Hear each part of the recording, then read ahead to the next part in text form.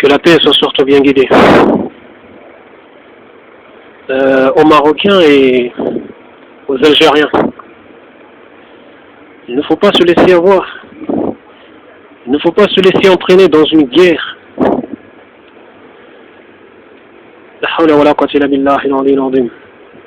Il y a assez de divisions dans le monde dit musulman.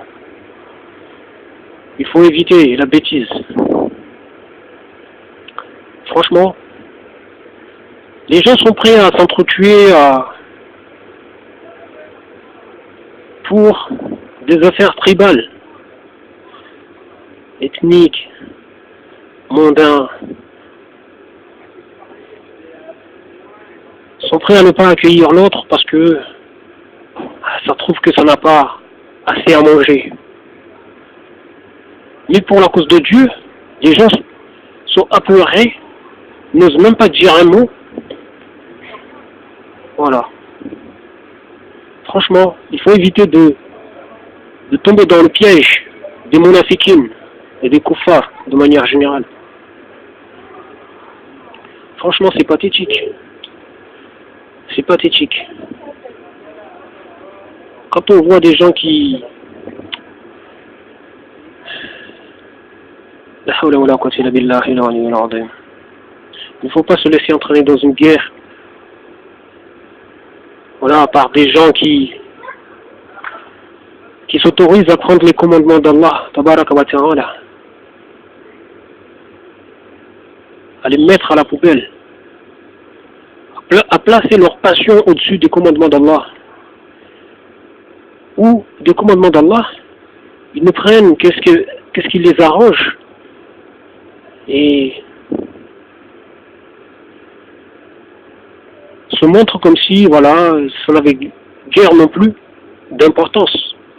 Même avec, voilà, c'est ce qu'ils veulent bien laisser aux gens faire. Ça passe juste pour du folklore. Vous savez bien que des gens comme ça, déjà ne méritent même pas d'être obéis.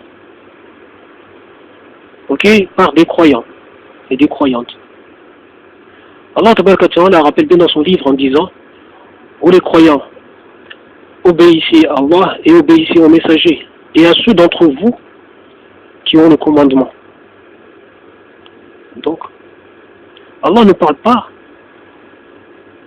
ne s'adresse pas aux gens qui prennent ces commandements et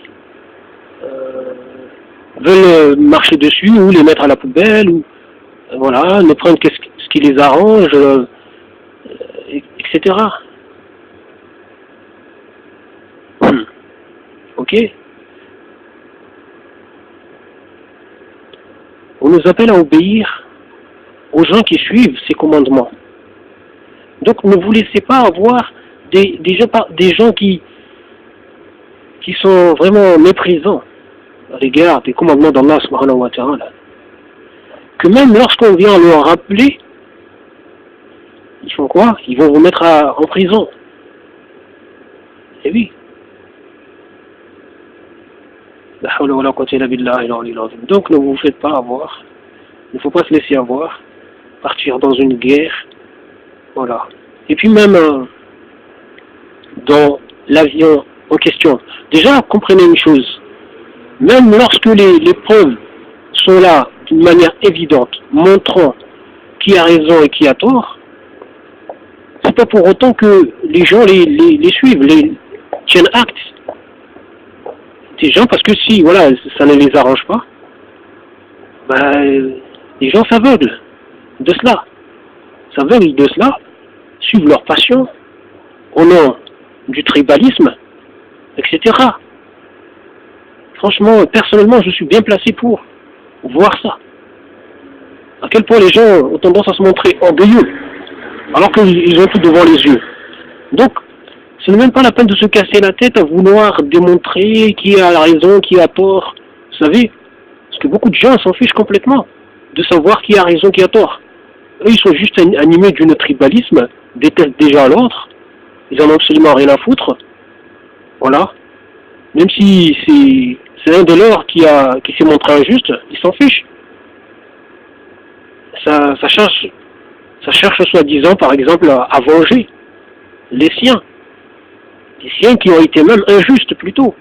Mais comme ils ont péri, bah, ça s'aveugle de la vérité. Ça veut juste, soi-disant, voilà, il faut trouver des responsables, des coupables.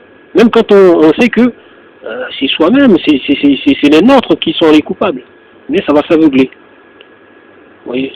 Donc, c'est même pas la peine, en plus de chercher des choses. Vous savez, la manipulation existe. Et sachez aussi que, voilà, comprenez bien que lorsqu'on n'a pas la main sur beaucoup de choses, sur le système, sur tout ça, c'est même pas la peine de se casser la tête, des fois. Vous comprenez? Parce que même quand on ramène des preuves, c'est pas pour autant que, voilà, qu'elles sont respectées, hein. Ça, vous le savez. Donc, ça ne sert absolument à rien que les gens s'invectivent, s'insultent, viennent là, demander des comptes, etc., etc. Des comptes à des gens déjà qui ne respectent même pas celui dont ils disent avoir foi. Vous imaginez, ils ne respectent même pas ils ne cherchent même pas à respecter les commandements d'Allah. Ils marchent plutôt dessus. Ils n'en ont absolument rien à foutre. C'est juste du folklore pour ce qu'ils acceptent de voir.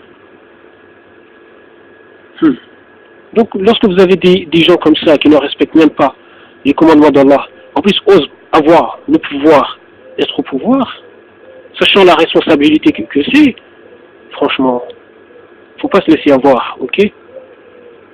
Réfléchissez bien à ce que je viens de dire là. Comprenez bien que voilà, c'est pour le bien, ok? La hawla wa la quwwata illa billahi al-aliyyil azim.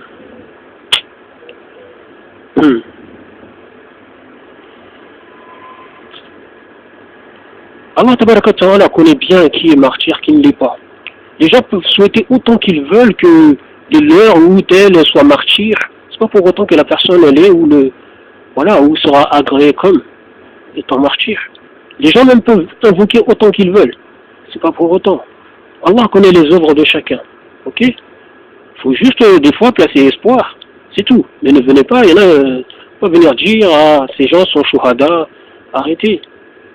Si les gens ont été sur le sentier de Dieu, ok, même s'ils n'ont pas été sur le sentier de Dieu, mais tout dépend de ce que ces personnes sont déjà, ce que ces personnes faisaient, et dans quelle situation, circonstances, ces personnes sont mortes. Donc Allah connaît mieux qui, par exemple, est martyr, des personnes qui ont péri dans cet avion. Ok? Donc il faut arrêter les bêtises. Et surtout voir des gens qui ne respectent même pas les commandements de Dieu et qui viennent dire un tel est martyr, ils sont tous martyrs, etc.